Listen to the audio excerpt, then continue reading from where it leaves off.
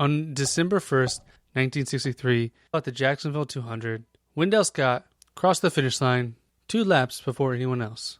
Although no one knew it at the time, he had won the race. It'd be hours before he would get recognized and get his prize money as the first African American to win a NASCAR race, causing controversy in NASCAR and breaking down barriers for the racing community as a whole. He was truly a man respected by all other drivers for his drive and his grit in the face of adversity. Join us today as we dive into Wendell Scott and how he won his NASCAR race. Today on Daily Sports History.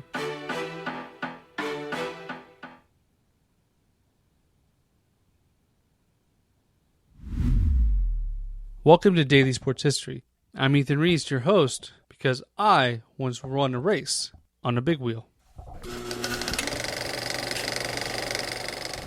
So who was Wendell Scott?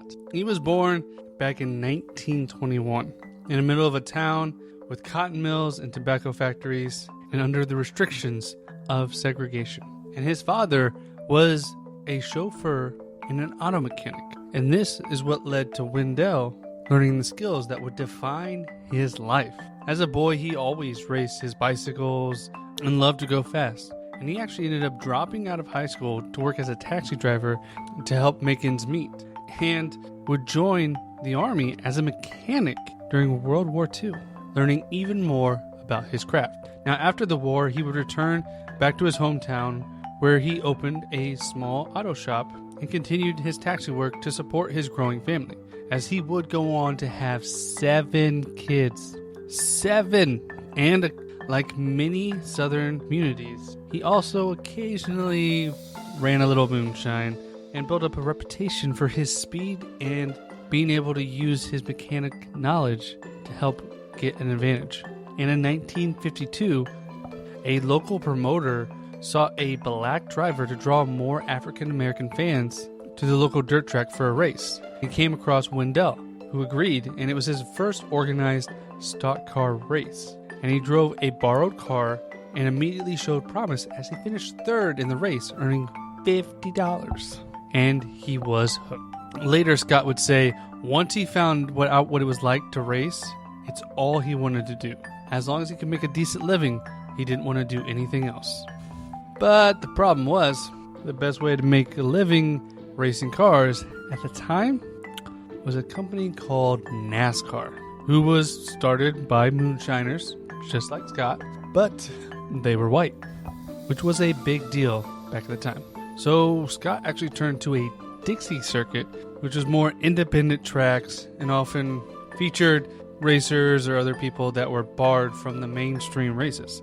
And he was able to get his first win doing this down at Lynchburg, Virginia, and it kept him motivated. And in 1959, he really showed what he was worth, winning 22 featured races, including the Richmond Track Championship and the Virginia State Fair Sportsman's title, and it gave him a chance to join NASCAR. So after having some success in the Dixie circuit, he tried to enter a NASCAR-sanctioned event, and his initial attempts were met with just outright racial exclusion. He was denied entry to races at Winston-Salem in North Carolina, and solely based off his race, not his racing. And so he continued to try as much as he could to enter these NASCAR races. And he went to Richmond Speedway and approached a NASCAR steward, Mike Poston, who is a local official with the authority to issue NASCAR licenses. And Poston knew of Scott's talent and that he never gave up, so they gave him a license. This would allow him to compete in NASCAR races. But despite having his license, it would be a while before he could get a chance to actually race, as the racing world was in the South, and the South still at the time was very segregated and not open to all races. But he was able to make his debut in 1961 at NASCAR's Grand National in Spartanburg, South Carolina, where there was 18 racers, and he finished 17th. Not a strong start, but it was significant as he was the first black driver to compete in a NASCAR race, breaking down barriers and just showed his resiliency. Now, part of the reason why he finished 17th was he was operating on a shoestring budget, driving used cars, repairing every part himself, and not having a whole lot of sponsorships because he was a black driver and most of the sponsors were white-owned businesses. And even though he was able to race in that race, it didn't mean that every racetrack would allow him to race. He would get barred from multiple tracks, such as Darlington for several years, Dover, who were just flat out denying him based off his race. But it didn't deter him, and it was a family affair where his wife would actually drive the truck hauling the cars to the racetrack, and their 7 kids were his pit crew for most of his races. The Scott family was a unit, and without them, Wendell Scott wouldn't have had the success he did. But what really helped is his resiliency showed how good he was as a driver and caught the eye of Hall of Famers Richard Petty and Ned Jarrett, who were also from families of racers, and they really helped him along his way to help whenever he hit a barrier, to help knock that down for him to have success on the track.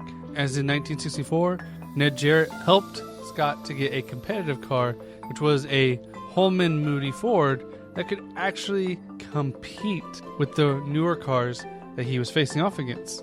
And this allowed him to actually finish 12th in points that year, despite missing several races due to racism. By the mid-1960s, Scott was consistently finishing in the top 10 in points every season, and his career best was in 1966, where he finished 6th overall, finishing above Hall of Fame racers. He was a true professional, never getting into racial arguments or fights, just turning the other shoulder. But in 1963, at the Jacksonville 200, was something different. The race was at the Grand National race at the Speedway Park in Jacksonville, Florida. It was a half-a-mile track where they ran 200 laps, equaling 100 miles. And the track was challenging as it was a dirt oval, which made it tricky, and it caused frequent mechanical failures. Richard Petty, one of the greatest racers of all time, would go on to lead the most laps, but would have steering issues that kept him out 25 laps before the end. But this issue in Petty's car allowed Scott to seize the lead and pull ahead, eventually finishing 2 laps ahead of all the other competitors, crossing the finish line with 202 laps, 2 laps more than second place, Buck Baker. Now, despite crossing first, Scott never actually saw a checkered flag wave for him.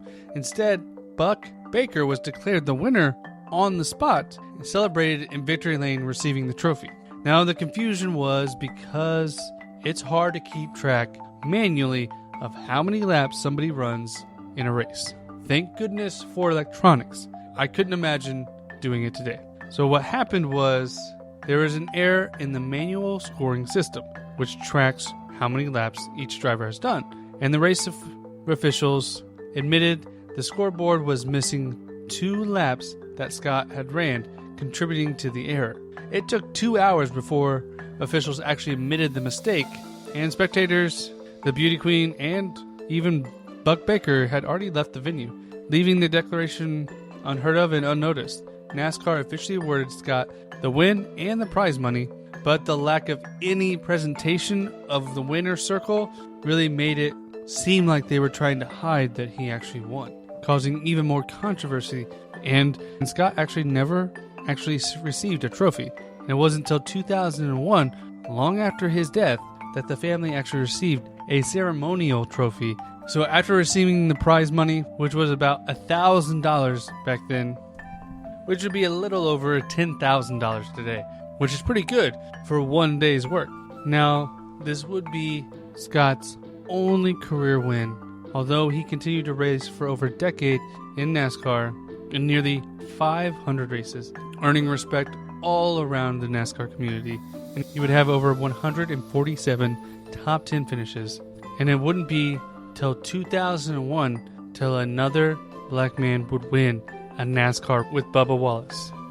And sadly, he would pass away at the age of 69 in 1990 and would be inducted in 2015 into the NASCAR Hall of Fame as a pioneer for diversity and inclusion into the sport. As he did all this during a time when America was going through civil rights and racial issues throughout the country, he made a breakthrough in arguably one of the widest sports at the time. And in 1977, they actually made a movie about his life, starring Richard Pryor.